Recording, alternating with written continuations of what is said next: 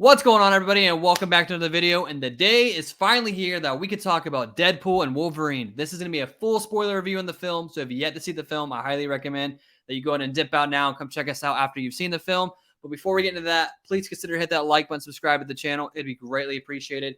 But guys, what can I say about this film? This was spectacular. This was the most fun I've had in a theater since I can remember. This is up there for me as far as not maybe with the film, but it's my overall theater experience is up there with like Endgame, No Way Home, and Infinity War.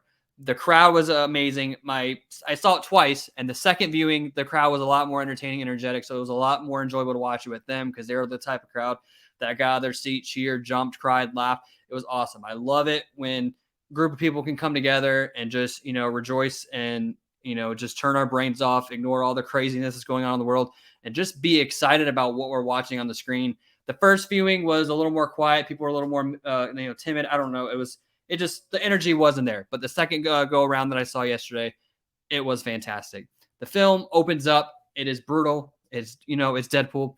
It's what to be expect. The opening sequence is fantastic. The whole NSYNC dancing. Deadpool kills it when it comes to dancing. He's literally taking the adamantium bones of Logan from the 2017 film and using his corpse and his bones to kill TVA agents.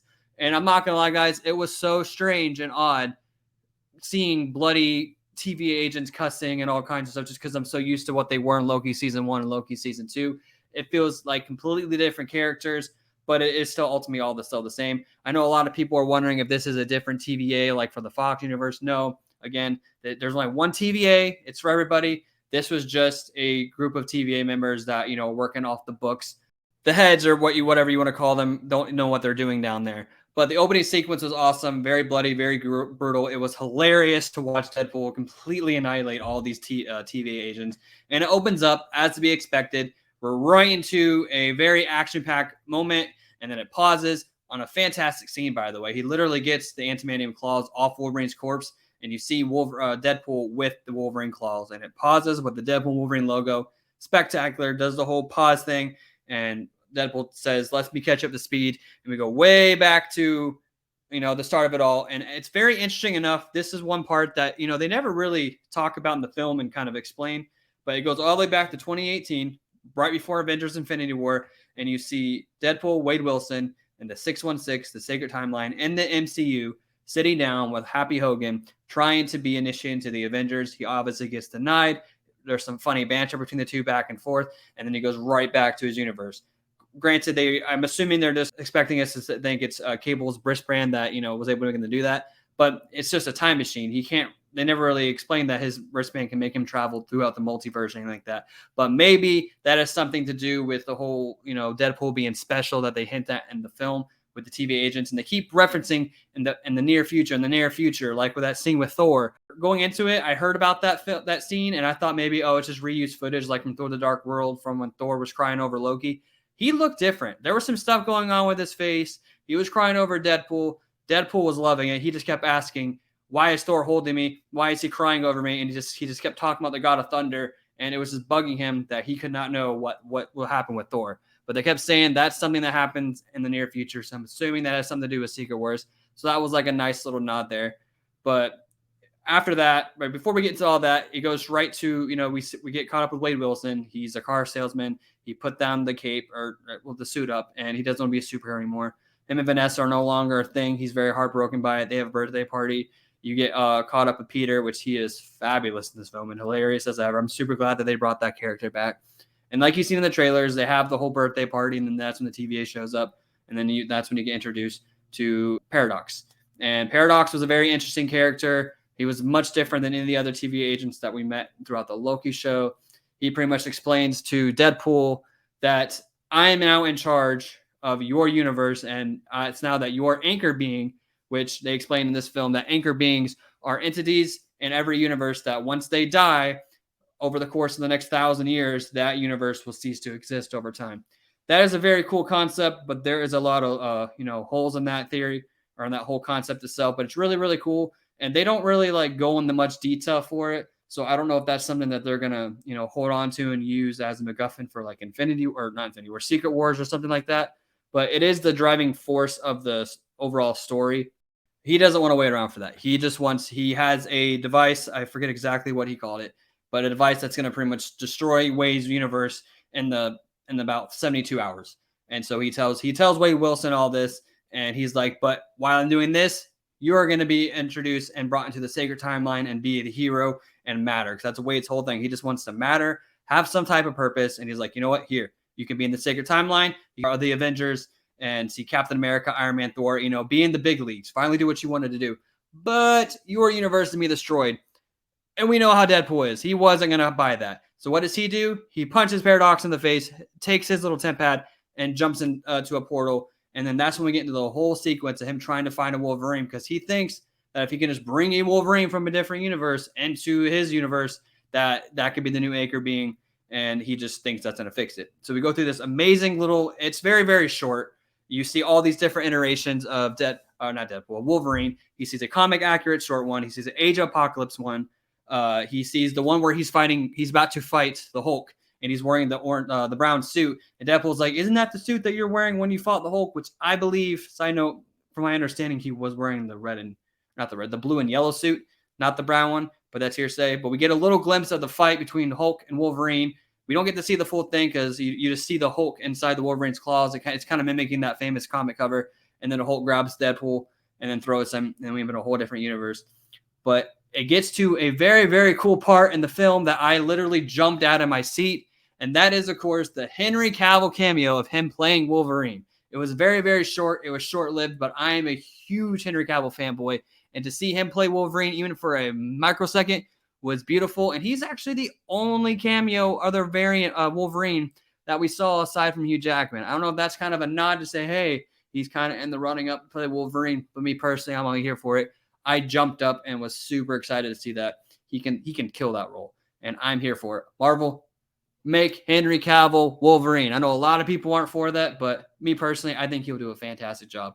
But ultimately, after that, he ends up at the bar with the Wolverine that we see in all the trailers and everything, and you learn that he's the worst Wolverine. He let down his entire world. They don't really emphasize, like they kind of tell us his backstory and don't really show it. That is one gripe I have with the film.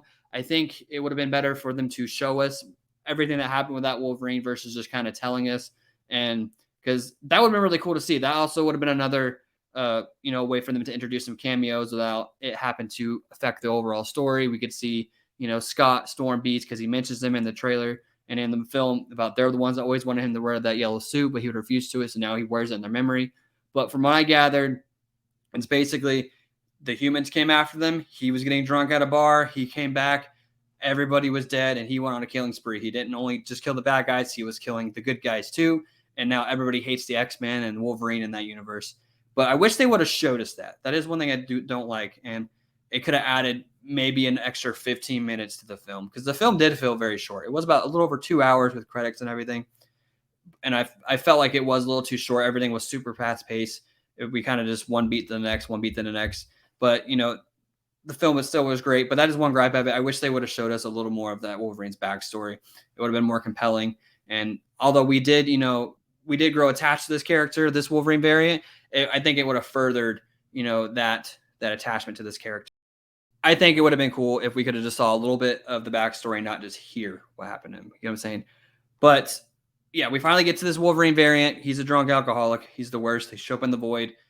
He brings back to the TVA, and Paradox is like, what are you doing back? You just slaughtered all my men. You think I'm going to help you now? And then he prunes Deadpool and Wolverine. That's how they end up in the void.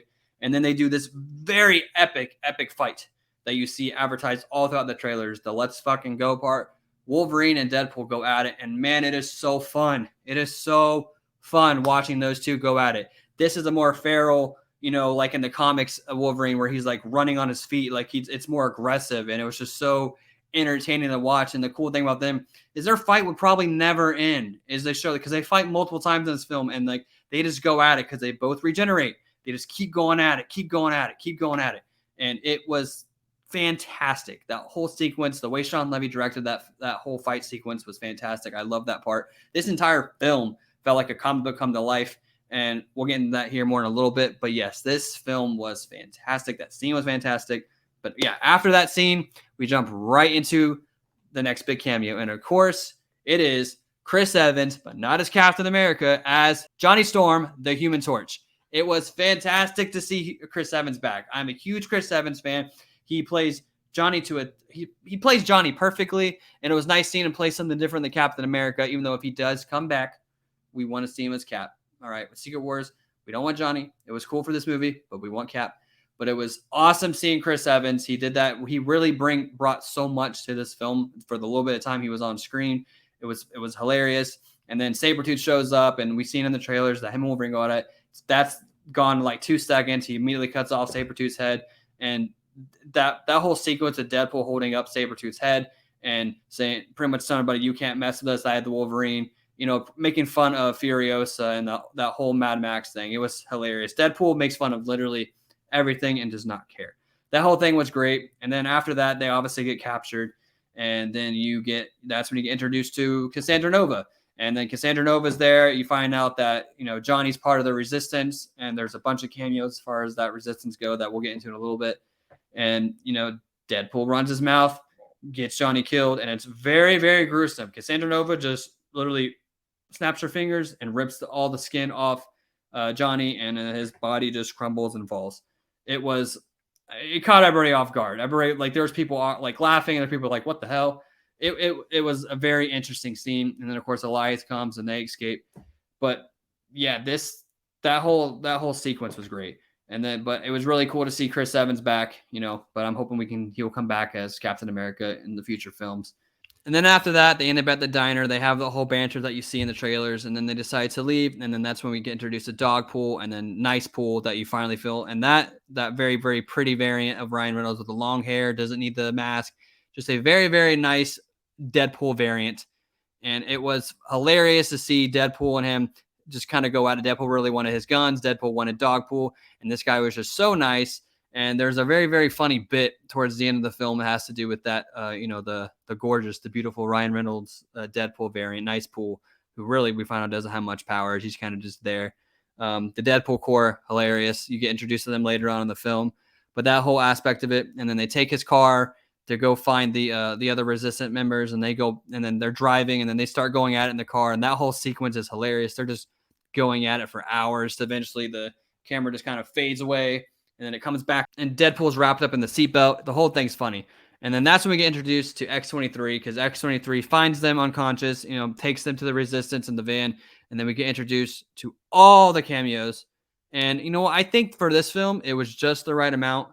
A lot of people saying this was just a cameo fest, fan service. You know what? I really don't think it was. Every cameo in this film had purpose. It was part of the story. It added value to the story. It was fantastic. And of course, we get Jennifer Gardner as Elektra, Wesley Snipes as Blade, and then the running joke was Channing Tatum as Gambit.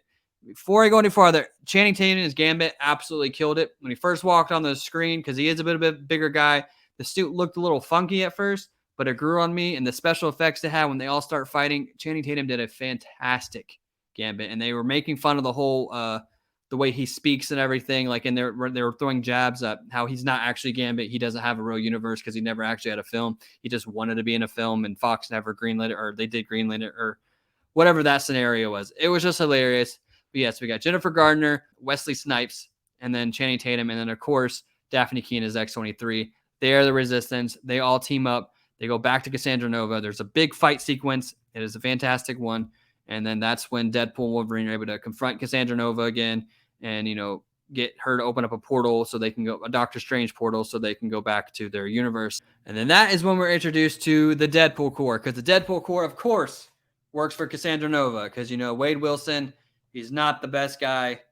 It's Deadpool. It's to be expected. That's when you get introduced to Lady Deadpool, Kid Deadpool, Headpool. So many different Deadpools. There was more Deadpools than I could count. Nice Pool shows back up, and Deadpool literally uses his body as a human shield when all the other Deadpool Corps are shooting at him, thinking that he can regenerate. Turns out he can't regenerate. He really has no powers whatsoever. So Deadpool takes this opportunity to murder him, in the words of Wolverine, to take his guns and to take his dog. So now he is the proud owner of Dogpool, and Deadpool could not be more happier. But this is the scene, finally, that we were all waiting for in the film, when Wolverine finally puts the mask on. And that whole sequence when it's just Deadpool and Wolverine just ramming through all the Deadpool variants, thinking that they all can't regenerate because of the last one can't. They finally get through all of them, just for them to all come back up and just to realize we're screwed. And then when it comes to the mask itself, the mask was interesting. From certain angles, it looked really, really good. And then there was just some angles where it was jarring. Like I really, really wanted to love the mask and the whole CGI effect they had going on because we all wanted this for so long. Don't get me wrong, it was good. It was awesome seeing it in action when he's fighting all the Deadpool variants. But there was just some angles where it was distracting and didn't look its best, but then other angles it did look good. But overall, I think the mask came out okay. And then we get into this whole sequence of Cassandra Nova popping back up into the void, or popping back up into the reality, because they find out that Paradox, who the TVA and Paradox know about Cassandra Nova and put her there. They never really explain why they wanted to have her there, just that they just put her there. And they have some kind of deal for her to stay there. And there was really no elaboration on that. But she shows back up, pissed that, Paradox wanted to get her killed because, of course, Pyro comes back. He has a deal with Paradox. Pyro tries to kill Cassandra Nova, horribly fails, does not work out in his favor. She comes back and she pretty much is like confronting Paradox about it, and then finds out he has this whole Ripper machine that's going to, I forget exactly what they called it, but he has this machine that can destroy the timeline a lot quicker, and she wants to have access to it so she can pretty much destroy the multiverse at her will, because she's just a pure evil person. She even acknowledged herself. She doesn't know why she is the way she is. She's just an evil person. She's not a good guy at all. And then of course they have a way to destroy the machine. Deadpool, Wolverine work together. Ultimately, they defeat Cassandra Nova. A very, very epic scene of them destroying the machine together so they can stop her. She does not make it out of this film. So I would say she was a great villain for the film, but unfortunately she falls into the typical MCU issue where they don't really keep their villains around. They keep a few around, like Thanos, obviously, and they had Loki around for a while, but he ended up turning into a good guy, at least that variant of him. So they don't really keep their villains around a lot. And it would have been cool to kind of see her stick around, so maybe she can, interact with a Charles Xavier variant down the road. But then we learned that Deadpool's universe is no longer being destroyed. Hunter B-15 is there. She's now in charge. So I guess she wouldn't really be considered a hunter at that point because she's in charge. She meets Peter, of course. I forgot to mention that. Peter shows up in a Deadpool suit. That's how they're able to escape from the Deadpool Corps. They start cheering for Peter. Like every Deadpool variant has a Peter, and they just start cheering for Peter, and they're excited to see Peter. But then Peter shows up in front of B-15. They have a moment. B-15 has a thing for Peter, which I think is hilarious. But then we learned that, Deadpool's universe is being restored. It's actually growing and stronger than ever, and that this new Wolverine variant is now the new anchor being of this universe, which is how I took it, because he's staying in the universe, and the universe has been corrected. And then he asked B-15 if they can go back to the void, to get Gambit, X-23, Blade, and Elektra and all that, to put them back in their timelines. And we learned that she did bring X-23. We get no explanation if they got the other three, like Wesley Snipes, Jennifer Garner, and Channing Tatum's characters, but that's kind of an open door. Maybe they'll pop up in Secret Wars, so we'll have to wait for that. But X-23 and the new Deadpool, or the new Wolverine variant, are now living in the Fox universe. So it kind of feels like they just reset everything that happened to Logan. The entire press are like, Logan's sacred. We're not going to mess with Logan. But the movie opens up saying, yeah, no, we're going to mess with Logan. So it kind of feels like they just reset everything, because now Logan's back, Wolverine's back, and X-23, they're all a family hanging out in Deadpool's universe. So it just kind of sounds like I said, they just reset everything. But that is opening the door for, more potential stories down the road. And SDCC is coming around the corner. It's actually this weekend.